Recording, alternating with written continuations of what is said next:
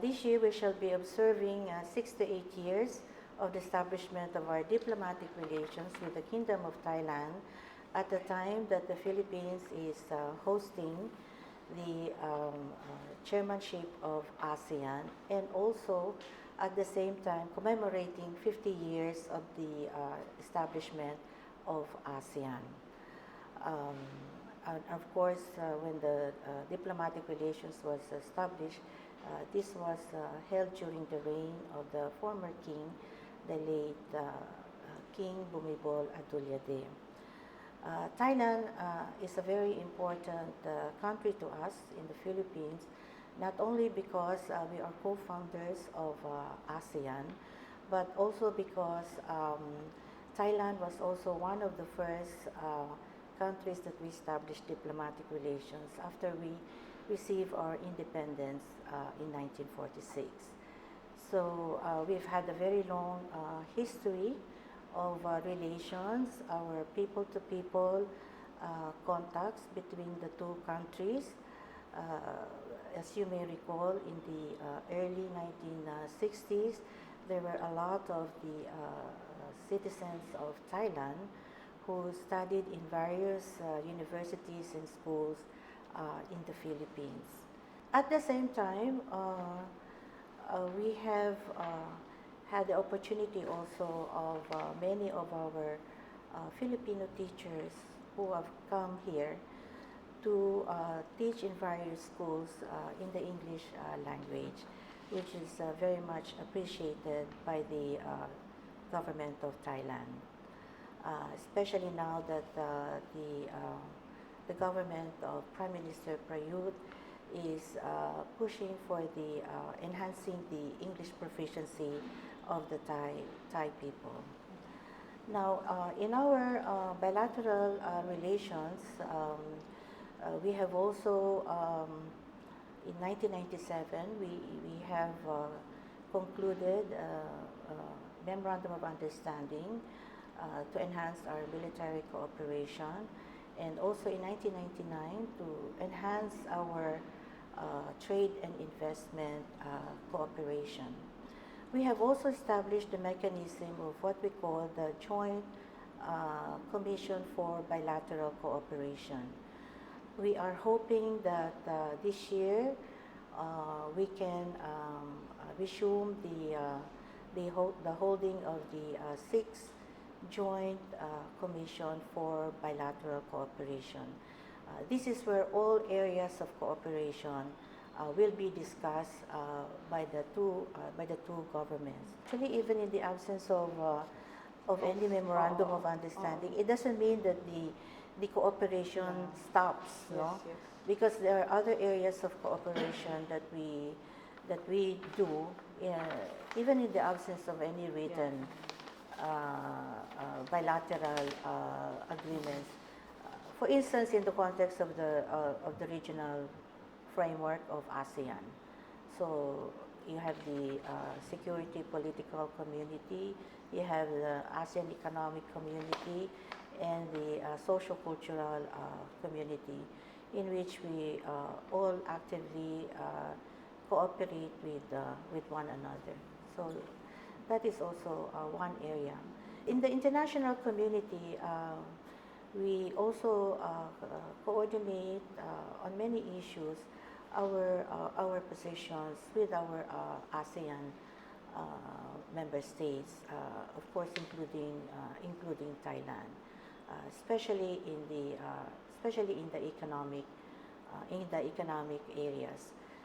Well, no, in the international economic arena, I think we cooperate closely with our ASEAN partners, including, of course, the Kingdom of Thailand, especially in advancing the interests of developing countries. We also cooperate very closely, for instance, in the climate change discussions, in the management of disasters, for which the Philippines is always exposed to natural disasters. So they're also strong here in the Kingdom of Thailand. Of course, in the area of agriculture, uh, we exchange experiences on the technology that they may have developed, especially in terms of the processing and packaging of agricultural products. There's a lot of room for our people and the people of Thailand to learn from each other's experiences in the area of agriculture. Uh, the late King, His Majesty King Bhumibol Adulyadej, uh, promoted his philosophy of sufficiency economy, for which the agricultural sector was a very important part of this philosophy. And if you visit the countryside in the Kingdom of Thailand, you can see so many of the king's projects, which are now being continued by His Majesty King Maha Vajiralongkorn. And so this is really also one area which is sustainable development, where the Kingdom of Thailand has been very strong also in the international arena, such as the UN. As you know, the UN adopted last year 17 goals on for sustainable development, and one of them is sufficiency economy, for which many of us can learn from the experience of our friends here in the Kingdom of Thailand. So this is also one area that we hope to expand following the visit of President Duterte. In the other areas, as I have mentioned, we have here over 14,000 Filipinos in the Kingdom of Thailand. They are mostly professionals, and over half of these are Filipino teachers in the English language, and principally here in Bangkok. We have also a community in the northern part in Chiang Mai, and also in the Phuket area, where we have Filipinos engaged not only in the businesses as executives, in the entertainment industry, and of course in the teaching profession. So on our part, the Philippine Embassy conducts regular consular outreach to our Filipinos all over Thailand. This is to provide them consular services for those who wish to renew their Philippine passports, for those who wish to register reports of births, marriages, or other notarial services. And then, of course, since December 1 last year, we have reopened the registration for the midterm elections in 2019. So part of the consular outreach is to register our overseas Filipinos here. We've had so far, at the last elections, we had about 6,000 registered voters, over which about 3,600